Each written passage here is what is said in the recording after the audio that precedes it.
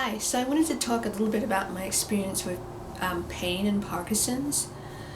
Um, I do experience pain, and the reason why I'm doing this episode on pain is that I've found out over the past couple of years of being diagnosed that not everyone experiences pain.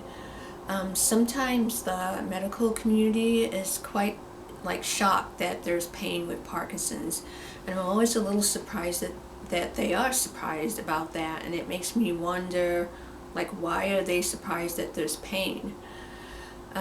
So not to repeat myself, but not everyone experiences pain that has Parkinson's. I do experience pain, and it's chronic pain. There are two types of pain that I personally experience. One is sort of like a pain from my stiffness, because I definitely are affected by rigidity and stiffness. So my body's always stiff. It doesn't matter what I do. It's like a constant feeling of stiffness, and that generally hurts every day. And then the second type of pain that I experience is more of what I call a tingly pain, and that's pain that's all over, and it kind of is a pain that moves from point to point, and it feels like certain points in my body are inflamed. So it feels like heat shifting all over the body, and that is the tingly pain is the most painful pain. I don't experience that every hour. The stiff pain I do experience every day, all the time. The tingly pain gets really bad under stress, or if I've overdone things, and you can overdo things with Parkinson's really easy. So I have to really plan my day. Every day is planned. All the activities that I do are planned. That's just how I deal with the pain, because if I go over a certain amount of activities, I'm going to experience that pain. So I call that pain flare-up pain, because it's to me, pain is the body's way of communicating with you that something's wrong. And when my body doesn't like something, it definitely responds in pain.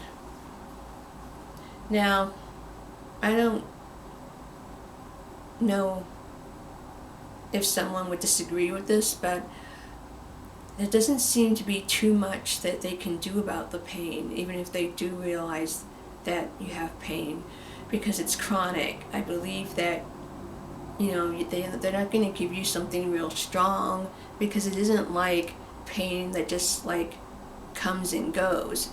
In my case, it's just there all the time. I have tried over-the-counter things like aspirin, Advil, that kind of thing.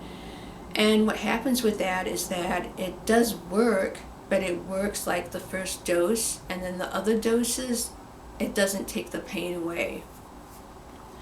Now, with pain in Parkinson's, they don't really know why you have the pain at all. So there's not much done about the pain.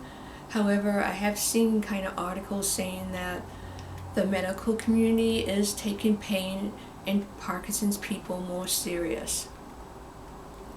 One thing that does help me with the pain, and right now it's the only thing that helps me with the pain, is acupuncture.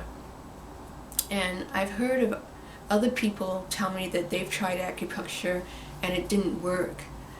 But you kind of have to, maybe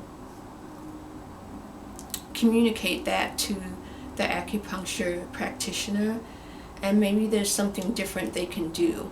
I'm not saying that the acupuncture does work in everyone, but it definitely helps me. And it did not help me when I went on a random schedule, like sometimes I would go and it'd be like once a month. That didn't help me at all because my pain was chronic.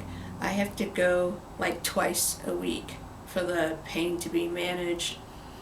I have had a period where I went once a week and that helped, but really when they switched to twice a week, that really made an effect. The only thing with the acupuncture, in my case, it doesn't last. So it does take away the pain, but like if I stop doing the acupuncture, after like a few weeks, the pain will come back. I guess I should clarify, it's not that the pain totally disappears with the acupuncture. So the pain I have every day is still there, but instead of the pain being like at the 5 or 6 level, it's at a 1, 2, or 3 level. So that's very like manageable for me. It doesn't really affect my mood. It doesn't really affect what I do. The acupuncture also works on different symptoms other than the pain for me. And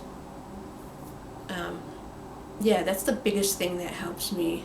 The other thing that helps me a lot so that my pain level's not high is just stretching and doing as much activity as far as exercising that I can. So I do a lot of yoga, I do a lot of the ballroom dancing, any kind of thing with movement helps. And also in the beginning I didn't realize this, but cardio actually helps a lot with my pain, it helps with my movement, and it actually helps with my slowness.